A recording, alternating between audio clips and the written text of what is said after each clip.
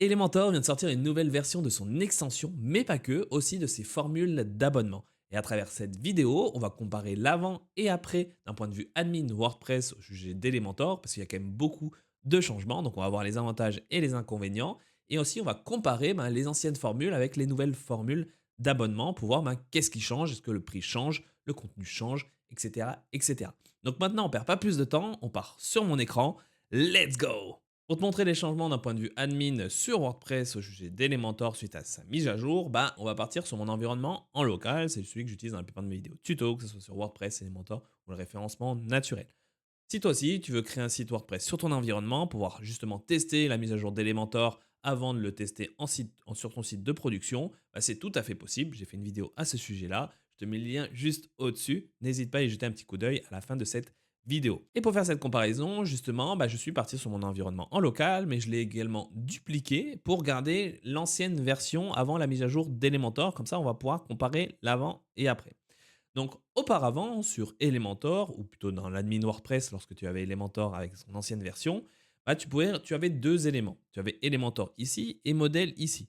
En gros, dans Elementor, tu retrouveras différents réglages, comme par exemple les réglages généraux. Tu as aussi les envois par rapport au mail, la police, les icônes, le code personnalisé, la gestion, les gestionnaires de rôle, les gestionnaires d'éléments, les outils, etc., etc.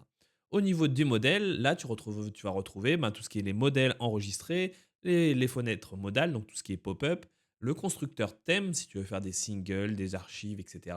Les éléments flottants aussi, si tu avais activé cette fonctionnalité, le modèle de site, et tu avais d'autres choses. Maintenant, suite à sa mise à jour, qu'est-ce qui a changé? Alors, la première chose, c'est que déjà, les onglets ont changé de place. Auparavant, ils étaient un peu plus bas, en dessous des commentaires.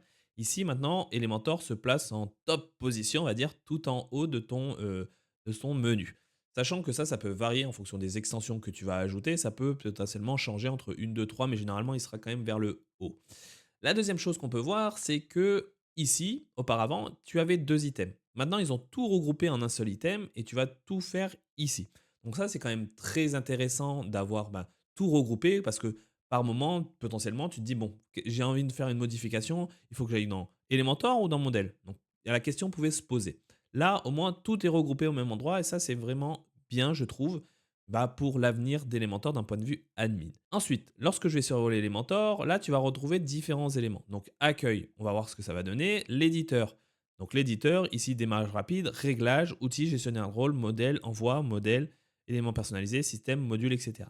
Ensuite, tu as constructeur, thème et tu les envoies. Alors, l'éditeur, si on peut comparer auparavant, je vais dire plutôt que en fait, ça va reprendre quelques éléments de l'onglet Elementor ici et ça va le regrouper dans un sous-menu. Ensuite, en ce qui concerne par exemple les modèles, le constructeur thème, etc., lorsqu'on va sur Elementor, on peut voir que tu as juste constructeur thème. Ici, les modèles sont déplacés dans l'éditeur. Donc maintenant, il y a une différenciation entre le constructeur thème et les modèles. C'est plus vraiment au même endroit.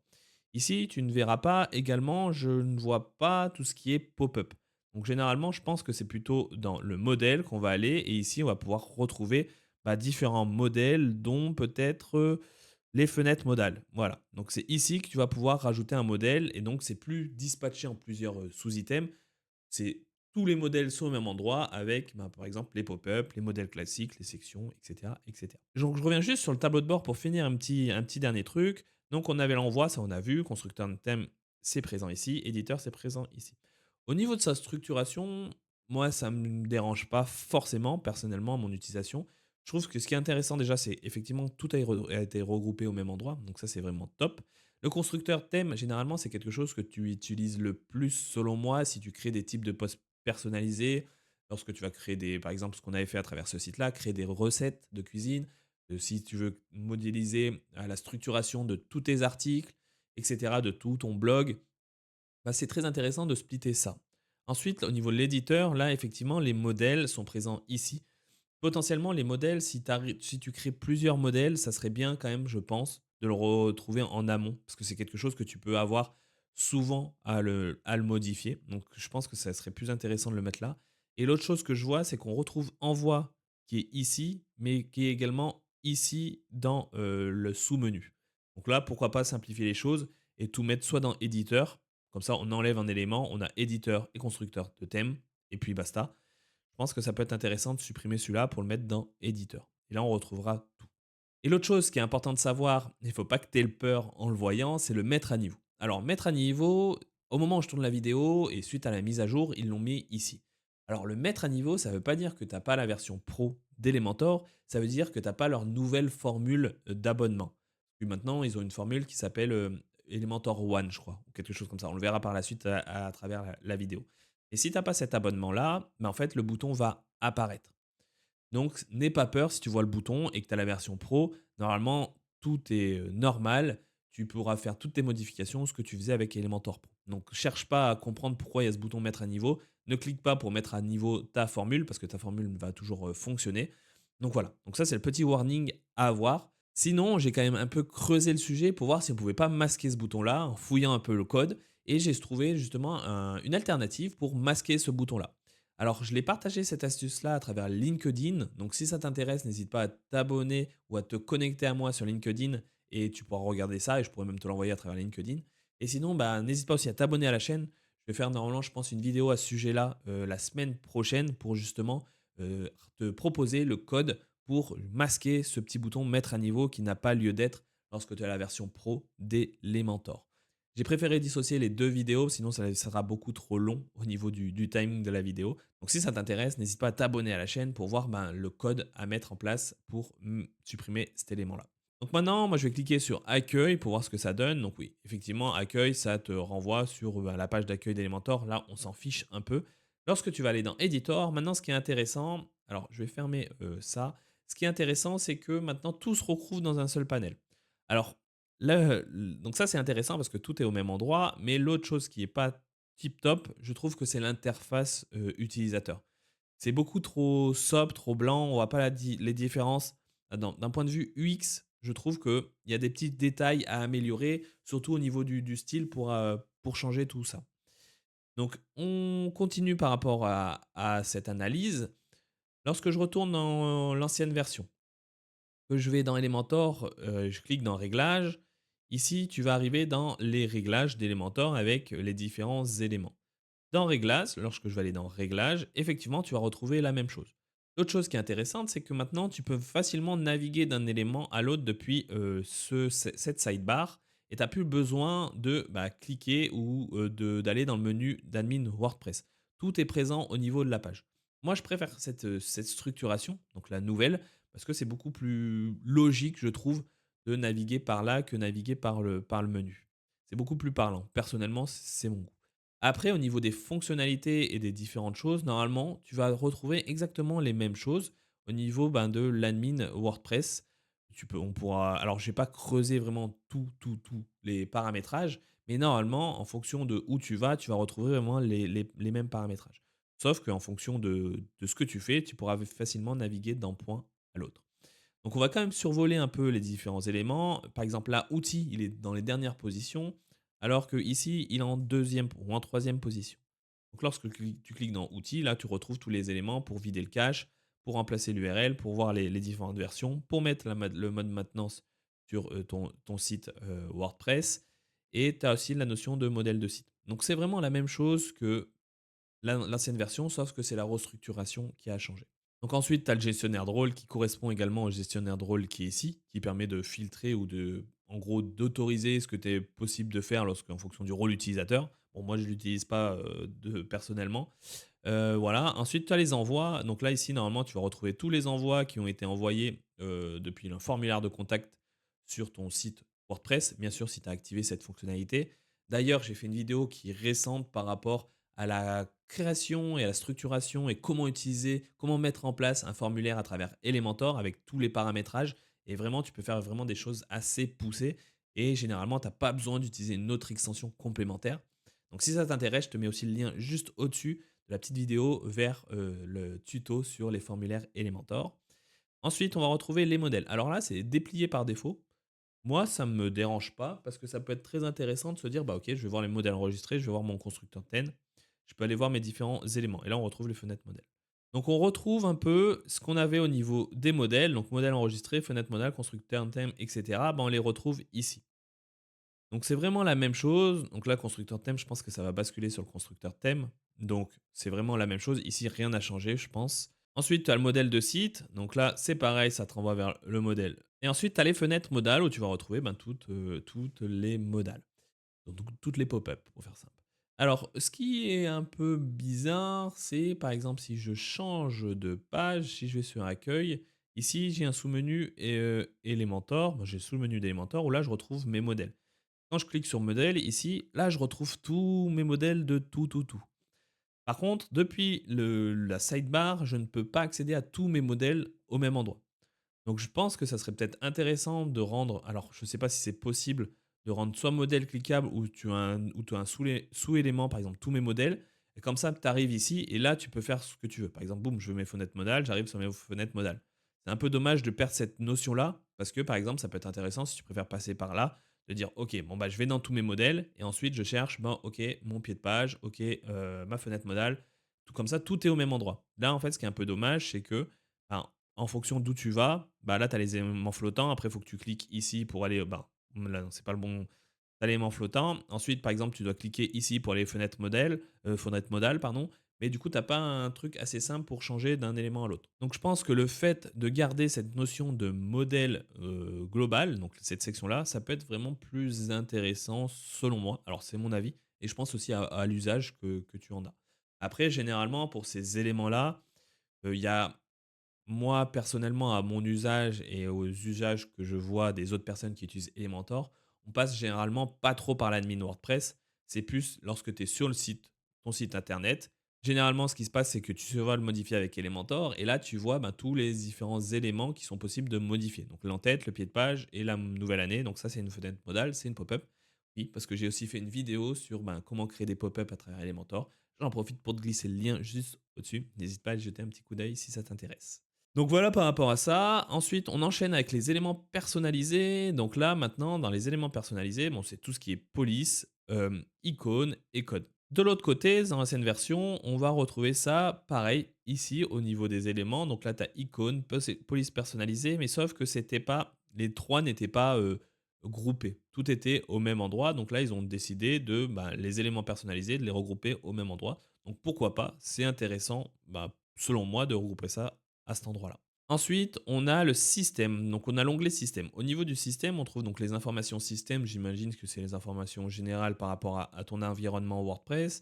On retrouve aussi le gestionnaire d'éléments. Donc, le gestionnaire d'éléments, ils l'ont déplacé ici, ils l'ont mis dans système. Ok, donc ça, c'est une petite habitude à avoir parce qu'auparavant, le gestionnaire d'éléments, oui, il était ici directement dans. Bon, tout était regroupé. Donc, le gestionnaire d'éléments, qu'est-ce que c'est? C'est tout simplement ce qui permet de désactiver différents widgets si tu ne les utilises pas. Donc, pareil, j'ai fait une vidéo à travers ma chaîne YouTube par rapport à ce sujet-là. Si ça t'intéresse, c'est d'un point de vue performance et aussi d'utilisation d'Elementor au quotidien qui est super utile à mettre en place lorsque tu as mis ton site en production, par exemple. Et ensuite, donc, on retrouve la notion de licence. Donc là, ici, ta licence, etc. Et ensuite, donc, notre proxy. Alors, ça, je ne sais pas que truc c'est.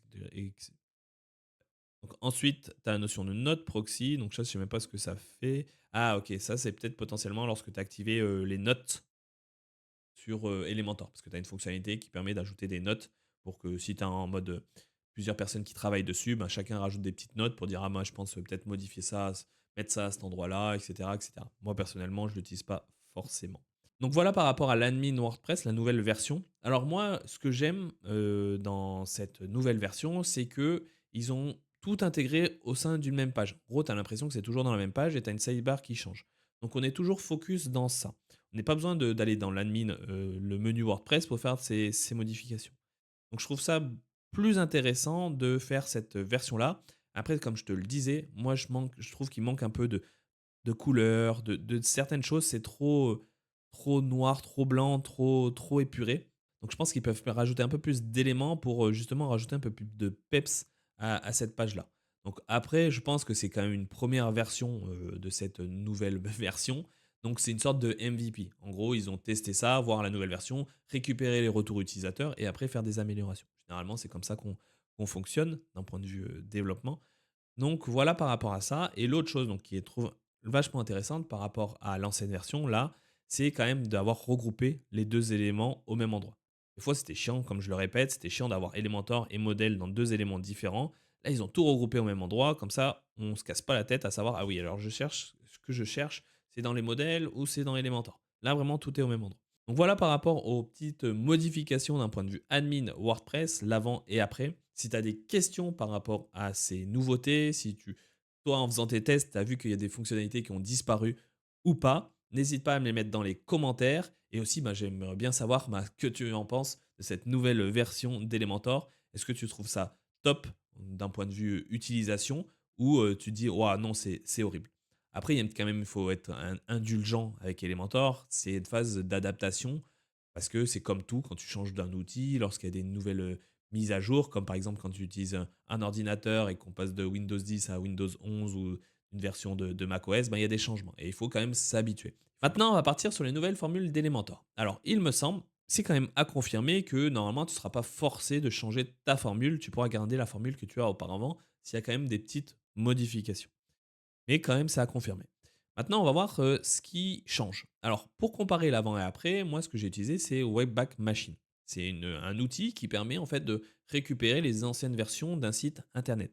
Ça peut être utile de ton côté, par exemple, si tu veux récupérer de l'ancien texte que tu avais fait sur une page ou récupérer du contenu sur une page que tu as supprimé, qui n'existe plus. Potentiellement, il l'aura stocké sur cet outil-là.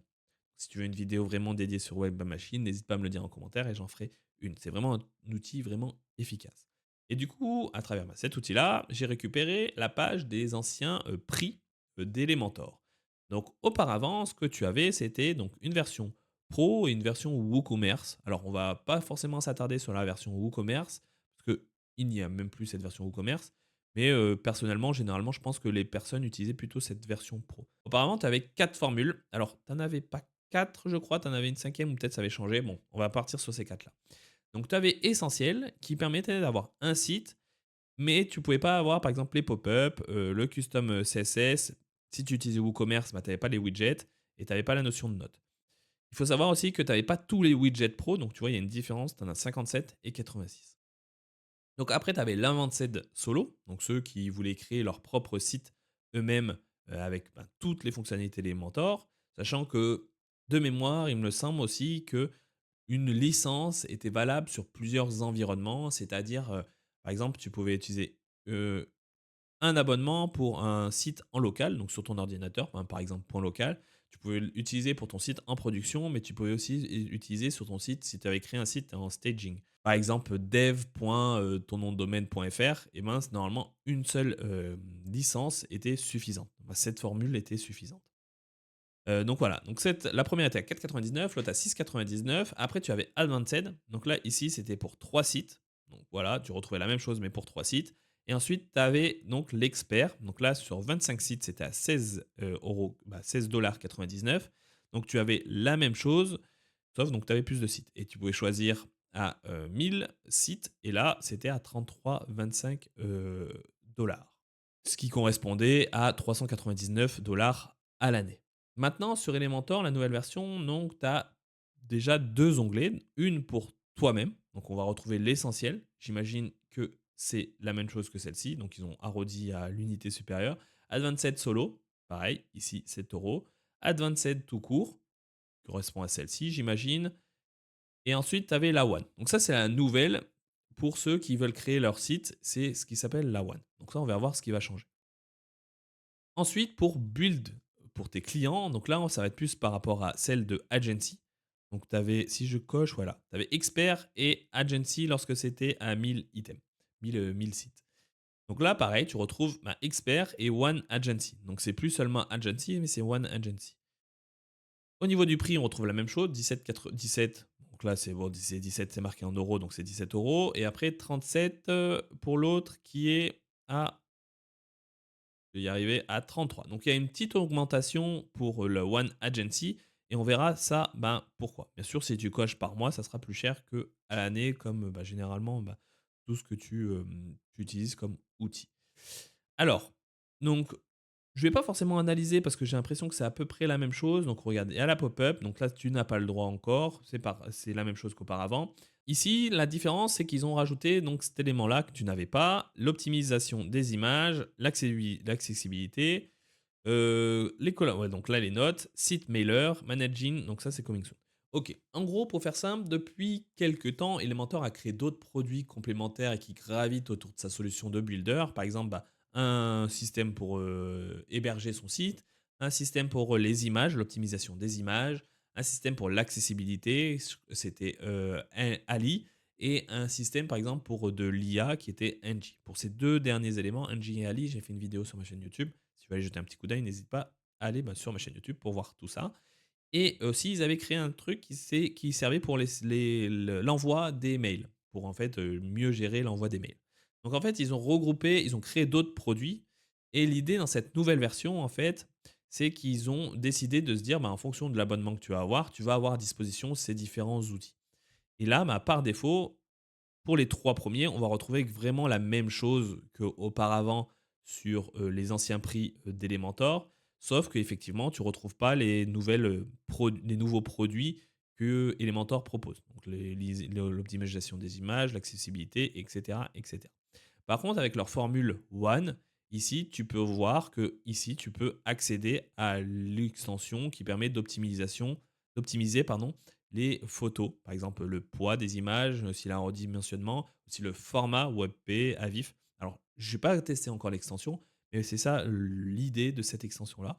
Tu peux aussi tester l'accessibilité, les sites mailers, etc., etc. En gros, la Formule One va te donner plus d'autres extensions complémentaires que tu peux rajouter. Donc, lorsque tu vas avoir cette extension, tu n'auras pas seulement le builder, donc l'Elementor Builder, mais tu auras d'autres extensions qui sont à ta disposition que tu peux ou non rajouter sur ton site WordPress. Et c'est la même chose lorsque tu fais pour des clients. Ici, au niveau de sa formule, c'est la même chose. C'est que tu retrouves ces extensions-là, celle-ci, celle-ci, celle-ci.